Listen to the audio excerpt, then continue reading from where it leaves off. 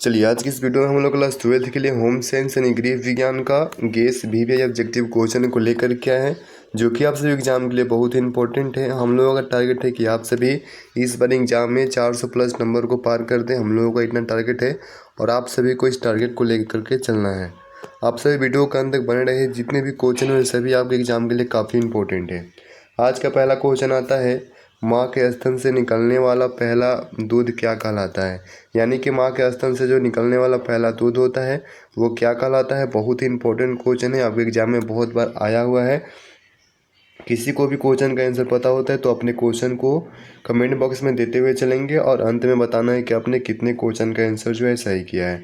तो देखिए, माँ के स्तन से जो निकलने वाला पहला दूध होता है उसको कोलोस्ट्रम कहा जाता है। क्या कहा जाता है? तो कोलोस्ट्रम कहा जाता है। आप सभी का ऑप्शन डी सही आंसर हो जाएगा। अगला क्वेश्चन आता है, प्रोटीन का सर्वोत्तम स्रोत है, यानी कि प्रोटीन का जो सर्वोत्तम स्रोत है वो क्या है। तो उसका हो जाएगा आपका मांस, मछली एवं अंडा, यानी कि ऑप्शन नंबर ए। ये जो है ये आपके प्रोटीन का सर्वोत्तम स्रोत है। ऑप्शन नंबर ए आपका सही आंसर है। ये बहुत ही इजी क्वेश्चन है। 3 नंबर क्वेश्चन है, कीड़ों को वस्त्रों से दूर रखने के लिए निम्न में से किसका प्रयोग किया करना चाहिए। यानी कि कीड़ों को वस्त्रों से दूर रखना है तो उसका किसका प्रयोग करना चाहिए। तो आप उस स्थिति में नेपथिलीन की गोलियां आती है, नेपथिलीन की गोलियां, ऑप्शन बी, उसका प्रयोग कर सकते हैं कीड़ों को वस्त्रों से दूर रखने के लिए। ऑप्शन बी आपका सही आंसर हो जाएगा। बहुत ही इंपॉर्टेंट है, इसको आप लोग ध्यान में रखेंगे। अगला क्वेश्चन आता है, जल में घुलनशील प्रोटीन है, यानी कि जल में घुलनशील प्रोटीन है तो वो आपका विटामिन सी होता है जो जल में घुल जाता है। तो ऑप्शन ये आप लोगों का सही आंसर हो जाएगा। बहुत ही इंपॉर्टेंट, इसको आप लोग ध्यान में रखेंगे। अगला क्वेश्चन है 5 नंबर, इनमें से कौन आहार आयोजन में विचारणीय नहीं है। यानी कि आहार आयोजन में जो है विचारणीय कौन नहीं है। तो ऑप्शन नंबर ये देखिए, रसोई घर का कार्य ये विचारणीय है। ऑप्शन बी है बर्तनों की उपलब्धता, ये भी सही है। ऑप्शन सी है व्यंजन पुस्तिका का प्रकार, ये भी सही है। और ऑप्शन डी देखिए सहायक व्यक्ति, ये जो है विचारणीय नहीं है। तो ऑप्शन नंबर डी आप लोगों का सही आंसर हो जाएगा। अगला क्वेश्चन आता है 6 नंबर, आहार आयोजन में कौन सी अवधि सम्मिलित नहीं है। यानी कि आहार आयोजन में जो है कौन सी अवधि जो है वो सम्मिलित नहीं है। तो वो देखिए आपका, देखिए किशोरावस्था सम्मिलित है, वृद्धावस्था और रोग्यावस्था। लेकिन ऑप्शन नंबर ये देखिए 0 से 6 महीने, ये आपके आहार आयोजन में, आहार आयोजन की अवधि में ये सम्मिलित नहीं होता है। तो ऑप्शन नंबर ये आप लोगों का सही आंसर हो जाएगा।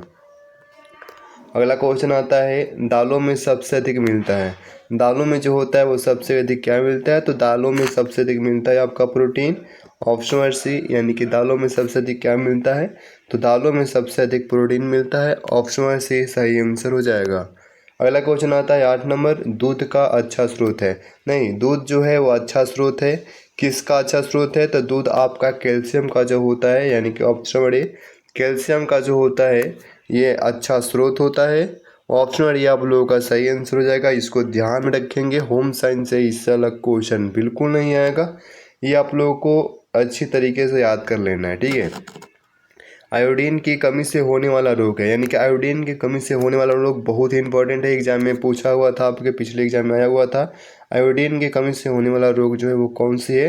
तो ये होता है घेंघा रोग। एक क्वेश्चन बहुत बार रिपीट करता है, बहुत बार रिपीट करता है, इसको ध्यान में आप सभी को रखना है। यानी कि घेंघा जो होता है ये आयोडीन की कमी से होने वाला रोग है। ऑप्शन नंबर बी सही आंसर है।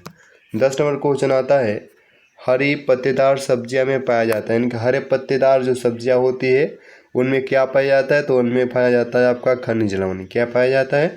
तो खनिज लवण पाया जाता है। ऑप्शन बी, ऑप्शन बी सही आंसर हो जाएगा। अगला क्वेश्चन देखें, 11 नंबर है, दूध सबसे अच्छा स्रोत है। तो दूध जो है कैल्शियम का अच्छा स्रोत है। ऑप्शन नंबर ए, ये क्वेश्चन देख चुके हैं हम लोग हैं। 12 नंबर क्वेश्चन आता है, मांस, मछली तथा अंडा में कौन से पोषक तत्व प्राप्त होते हैं। मांस, मछली, अंडा में तो ये भी क्वेश्चन हम लोग देखे हैं। तो ये प्रोटीन का अच्छा स्रोत है, यानी कि option number D, option number D सही आंसर हो जाएगा। जो भी को अच्छे तरीके से वीडियो को देख रहे हैं, याद कर रहे हैं, क्वेश्चन को याद करते हुए चल रहे हैं, ये 2 क्वेश्चन जो आपने अभी देखे वो सभी क्वेश्चन को रिपीट किया हुआ है, देख लेंगे। अगला क्वेश्चन आता है, खाद्य संरक्षण किया जा सकता है सूक्ष्म जीवाणुओं को। यानी कि खाद्य संरक्षण कैसे किया जा सकता है। तो सूक्ष्म जीवाणुओं को दूर रखकर मार कर या फिर निकाल कर, यानी कि इन तीनों के जरिए से खाद्य संरक्षण किया जा सकता है। तो सही आंसर हो जाएगा आप सभी का option number D. Option number D आपका सही आंसर हो जाएगा। 14 नंबर क्वेश्चन आता है ऊर्जा प्राप्ति का मुख्य स्रोत है। तो ऊर्जा प्राप्ति जो है, ऊर्जा प्राप्ति का जो मुख्य स्रोत है वो क्या है, तो वो है ऊर्जा प्राप्ति का मुख्य स्रोत आपका प्रोटीन ही होता है। ऑप्शन ए, प्रोटीन जो आपका होता है यह ऊर्जा प्राप्ति का मुख्य स्रोत होता है। ऑप्शन ए आपका सही आंसर है। अगला क्वेश्चन है 15 नंबर आता है निम्न में से कौन परिरक्षक पदार्थों के रूप में इस्तेमाल किए जाते हैं, यानी कि परिरक्षक पदार्थों के रूप में इस्तेमाल किए जाते हैं। तो आपका चीनी भी है, नमक भी है और सिरका भी है, यानी कि तीनों का जो प्रयोग है आपके परिरक्षक पदार्थों के रूप में इस्तेमाल किए जाते हैं। तो सही आंसर मारेंगे आप सभी option number D. Option number D जो है ये आप लोगों का सही आंसर हो जाएगा। चलिए 16 नंबर क्वेश्चन आता है नींबू में कौन सा विटामिन प्रचुर मात्रा में पाया जाता है, यानी कि नींबू में जो कौन सा विटामिन होता है वो प्रचुर मात्रा में पाया जाता है। तो आपका होता है विटामिन सी। देखिए विटामिन सी जो होता है ये आपके नींबू में जो प्रचुर मात्रा में पाई जाती है, ये बहुत ही इंपॉर्टेंट क्वेश्चन है आपके एग्जाम के लिए। इसको ध्यान में रखेंगे और इम्पोर्टेंट बहुत ज़्यादा है, इसको ध्यान में रखेंगे। अगला क्वेश्चन आता है 17 नंबर आहार आयोजन किस बचत में मदद करता है। आहार आयोजन जो है वो किस बचत में मदद करता है, तो ये मदद करता है आपके ईंधन में मदद करता है, समय, ऊर्जा, इन तीनों में मदद करता है। ऑप्शन नंबर डी उपयुक्त सही आंसर आप लोगों का हो जाएगा ऑप्शन नंबर डी। इसको ध्यान में रखना है। देखिए जितने भी क्वेश्चन है सभी क्वेश्चन बहुत ही सिंपल है, आसान है, याद करने की आवश्यकता नहीं है, लेकिन फिर भी याद नहीं होते हैं, आप लोग याद कर लेंगे। प्रदूषित भोजन खाने से कौन सी बीमारी होती है, यानी कि अगर आप प्रदूषित भोजन का सेवन करते हैं तो कौन सी बीमारी होने की ज़्यादा चांसेस होती है, तो वो आपका हो जाता है पीलिया। देखिए पीलिया जो है अगर आप प्रदूषित भोजन का सेवन करते हैं तो ये बीमारी होने की चांस ज़्यादा होता है। तो सही आंसर आप लोग मारेंगे option number C. 19 number question है गर्भावस्था का प्रथम लक्षण है, यानी कि गर्भावस्था का जो प्रथम लक्षण है वो क्या होता है, तो वो देखिए सबसे इम्पॉर्टेंट है कि मासिक धर्म का बंद हो जाना, यानी कि मासिक धर्म बंद हो जाए तो आप गर्भावस्था में प्रवेश कर चुके हैं, आपका प्रथम चरण है। तो सही आंसर हो जाएगा आपका ऑप्शन नंबर ए। बहुत ही इम्पोर्टेंट है, बहुत ज़्यादा इम्पोर्टेंट है, इसको आप लोग ध्यान कर ले, याद कर ले, नहीं होता है तो रट लें, रटने की आवश्यकता नहीं है, सभी को पता है। वसा में घुलनशील विटामिन कौन से हैं, वसा में जो घुलनशील विटामिन होती है वो कौन से हैं, तो वो आपके विटामिन ए है, डी है, ई है और के है। ये तीनों जो चारों जो विटामिन हैं ये आपके जो है वसा में घुलनशील होते हैं। ऑप्शन नंबर ए देखिए, ऑप्शन नंबर ए आपका सही आंसर है। ए, डी, ई, के ये जो विटामिन है आपके वसा में घुलनशील होते हैं, इसको याद कर लेंगे, क्वेश्चन आएगा आपके एग्जाम में। अगला आता है 21 नंबर क्षय अवस्था में कितनी अतिरिक्त कैलोरी की आवश्यकता होती है, क्षय अवस्था पूछ रहा है। तो क्षय अवस्था में लगभग 700 कैलोरी की आवश्यकता होती है। Option number C, option number C सही आंसर है। 22 नंबर क्वेश्चन आता है निम्न में से कौन खाद्य पदार्थ संरक्षित संबंधित पदार्थ भारतीय मानक चिन्ह, यानी खाद्य पदार्थ से संबंधित भारतीय मानक चिन्ह बताना है। तो आपका है egg mark. Option number A, option number A देखिए एग मार्क जो है ये खाद्य पदार्थ संबंधित भारतीय मानक चिन्ह है, इसको ध्यान रखिए, इम्पोर्टेंट है।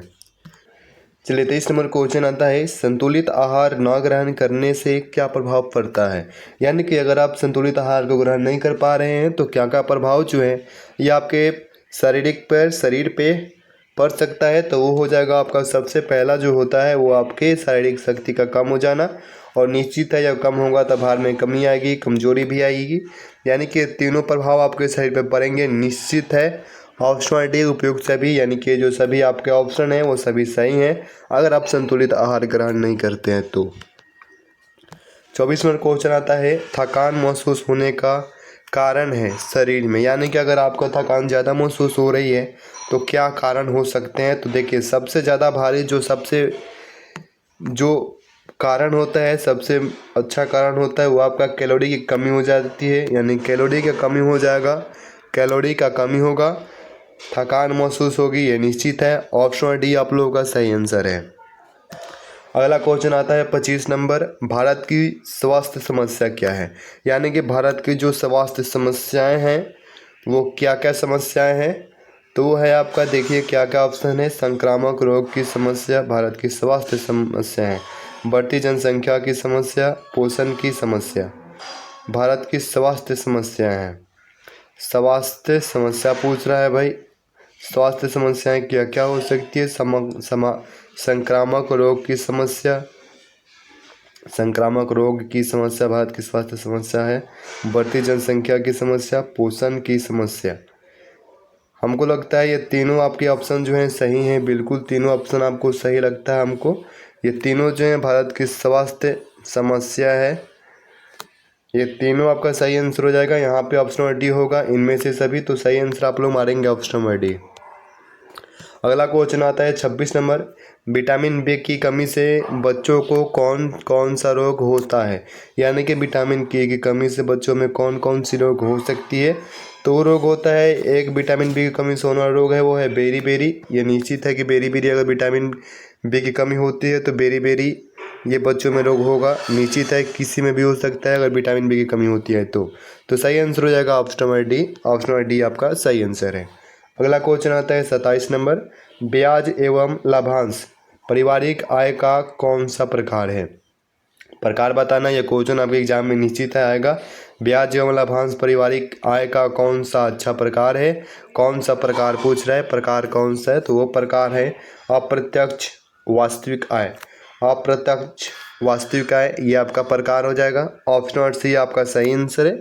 इसको आप लोग ध्यान में रखेंगे, थोड़ा जो है कंफ्यूजिंग क्वेश्चन है, लेकिन आप लोग ध्यान रखिए, काफ़ी इंपॉर्टेंट है।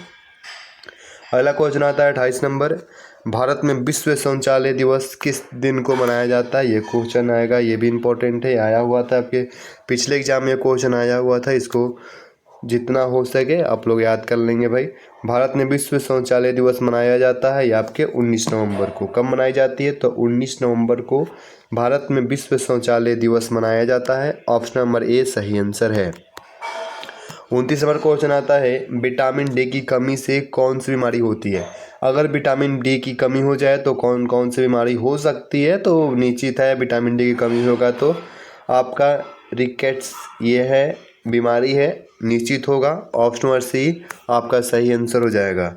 आज का लास्ट क्वेश्चन आता है, गर्भवती स्त्री को गर्भवती अगर स्त्री है तो कितना कैलोरी की आवश्यकता होती है, यानी कितना कैलोरी प्रतिदिन की आवश्यकता हो सकती है गर्भवती है तो देखिए ये लगभग 2200 से 2800 कैलोरी जो है प्रतिदिन की आवश्यकता होगी।